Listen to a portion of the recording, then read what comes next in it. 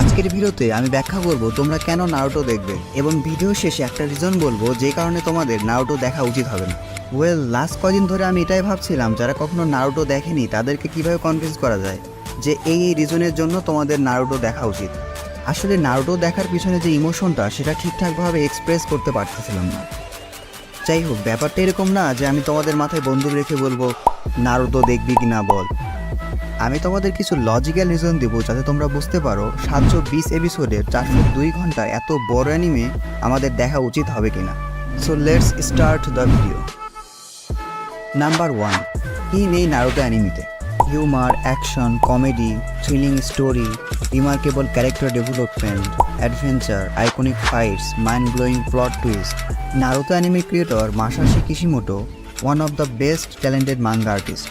আমার কাছে মনে হয়েছে তার প্রতিভা সবটুকুই তিনি এই নারুতো অ্যানিমের উপর ঢেলে দিয়েছেন। Number 2, villain. সাধারণত একটা অ্যানিমে পপুলার হয় তার হিরোর জন্য। নারুতো অ্যানিমে তার ব্যাড অ্যাস ভিলেনগুলোর জন্য বিখ্যাত এবং ক্যারেক্টারগুলো এত সুন্দরভাবে ডিজাইন করা হয়েছে যে তুমি ভিলেনদের ট্রু মোটিভও ভালোভাবে বুঝতে পারো এবং একসময় তুমি এদের ফ্যানও হয়ে যাবে। Number 3, great story line. Naruto অ্যানিমের প্রতিটি এপিসোডই এমনভাবে সাজানো হয়েছে যে দেখতে দেখতে তোমার সময় কোন দিকে পার হয়ে যাবে তুমি টেরই পাবে না। নিজের পার্সোনাল এক্সপিরিয়েন্স থেকে বলছি। Number 4, inspiring character.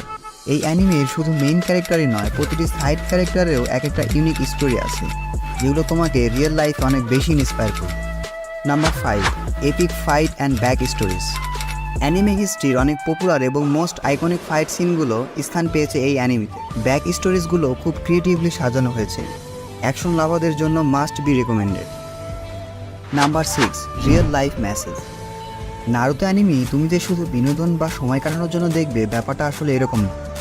অ্যানিমেতে খুব সূক্ষ্মভাবে অনেক রিয়েল লাইফ মেসেজ দেওয়া হয়েছে যা ইয়াং জেনারেশনদের জন্য অনেক ভালো লাইফ লেসন হতে পারে। প্রতিটি ক্যারেক্টার তোমাকে কিছু না কিছু শিখিয়ে যাবে। এ নিয়ে আমার একটা বিস্তারিত শর্টস ভিডিও আছে, প্লেলিস্ট লিঙ্ক ডেসক্রিপশনে পেয়ে যাবে। Number 7, emotions. যারা নারুটো দেখেছে তাদের কাছে এটা শুধু একটা অ্যানিমে নয়, এটা একটা ইমোশন।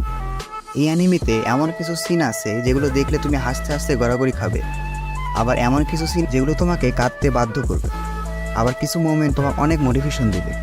যাই হোক, ভিডিওটি শেষ করব নারুতোর একটি ফেমাস ডায়লগ দিয়ে,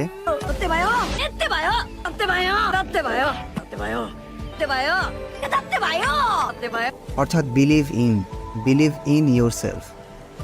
আর ভিডিও শেষে আমি যে একটা রিজনের কথা বলেছিলাম যে এই রিজনের জন্য তোমাদের নারুতো অ্যানিমে দেখাটা ঠিক হবে না, সেটা হচ্ছে সময়। তোমরা যদি আমার মতো স্টুডেন্ট হয়ে থাকো তাহলে বিশেষ করে পরীক্ষার সময় বা অন্যান্য গুরুত্বপূর্ণ কাজে এই অ্যানিমে দেখা শুরু না করাই ভালো। ভিডিওটি ভালো লাগলে চ্যানেলটি সাবস্ক্রাইব করতে ভুলো না। নেক্সট ভিডিও আমি নারুতো অ্যানিমে কোনটার পর কোনটা দেখবা অর্থাৎ ওয়াচ অর্ডার নিয়ে বানাবো। সাথে একটা শর্টকাট গাইডলাইন থাকবে, কারণ নারুতো অ্যানিমে অনেক বড়। তোমাদের এমন 100 থেকে 200টা এপিসোডের নাম বলবো যেগুলো না দেখলে স্টোরি বুঝতে কোনো সমস্যা হবে না।